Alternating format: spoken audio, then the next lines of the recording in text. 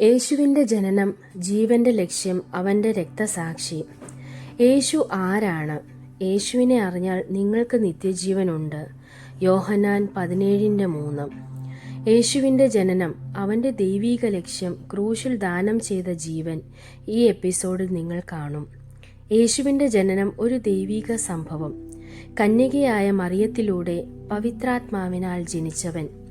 യേശുവിൻ്റെ ജനനം ഒരു സാധാരണമായ സംഭവമായിരുന്നില്ല.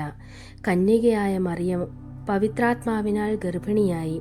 മനുഷ്യ ചരിത്രത്തിൽ ആദ്യമായാണ് ഇങ്ങനെ ഒരു അത്ഭുതം സംഭവിക്കുന്നത്.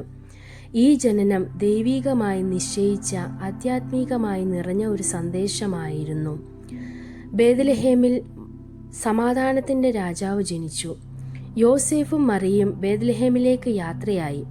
അവിടെ കൊട്ടാരത്തിലല്ല, മറിച്ച് കിടപ്പുറവും ഇല്ലാത്ത ഇടത്തിൽ ആ പശുക്കളോടൊപ്പം ലോകത്തിൻ്റെ രക്ഷകൻ ജനിച്ചു. മേഞ്ഞു പോക്കുന്ന മാനവരാശിക്കായി ജനിച്ചിരിക്കുന്നു സമാധാനത്തിൻ്റെ രാജാവ്. യേശു ജനിച്ചത് ദൈവത്തിൻ്റെ വാഗ്ദത്തം നിറവേറാനായി. പ്രാചീന പ്രവാചകന്മാർ പലതവണ പ്രവചിച്ചിരിക്കുന്നത് പോലെ ഇമ്മാനുവേൽ എന്ന് വിളിക്കപ്പെടും, അതായത് ദൈവം നമ്മോട് കൂടെ. മത്തായി 1:23. യേശുവിൻ്റെ ജനനം ദൈവം മനുഷ്യരുമായി കൂടെ ജീവിക്കാൻ വന്നിരിക്കുന്നു എന്ന പ്രഭാവമായിരിക്കുന്നു. ഇസ്രായേൽ ജനതയ്ക്കായും ലോകമൊക്കെയുമായും ദൈവം നൽകിയ വാഗ്ദത്തത്തിൻ്റെ തികഞ്ഞ നിറവേൽപ്പാണ് ഈ ജനനം. അവൻ തൻ്റെ ജനത്തെ അവരുടെ പാപങ്ങളിൽ നിന്ന് രക്ഷിപ്പാനിരിക്കൊണ്ട് നീ അവന് യേശു എന്ന പേർ ഇടേണം. മത്തായി 1:21. യേശു ദൈവപുത്രനും രക്ഷകനും. യേശു ഭൂമിയിലെ എല്ലാ മനുഷ്യർക്കായും രക്ഷകനായി.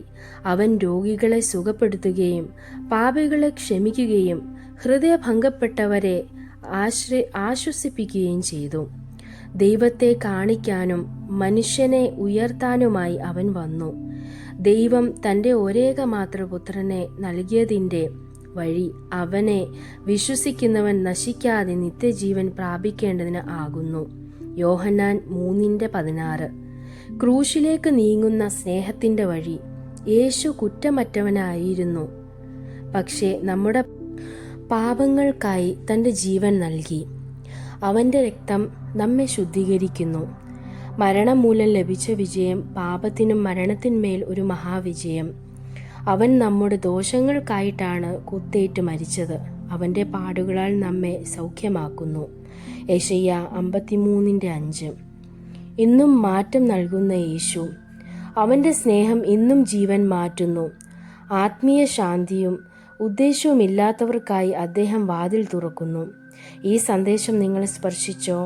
നിങ്ങളുടെ ഹൃദയം യേശുവിനെ തുറക്കൂ. അവൻ നിങ്ങളെ സ്നേഹിക്കുന്നു. വീഡിയോ ഇഷ്ടമായെങ്കിൽ ലൈക്ക്, ഷെയർ, സബ്സ്ക്രൈബ് ചെയ്യൂ. നിങ്ങളെ ദൈവം അനുഗ്രഹിക്കട്ടെ.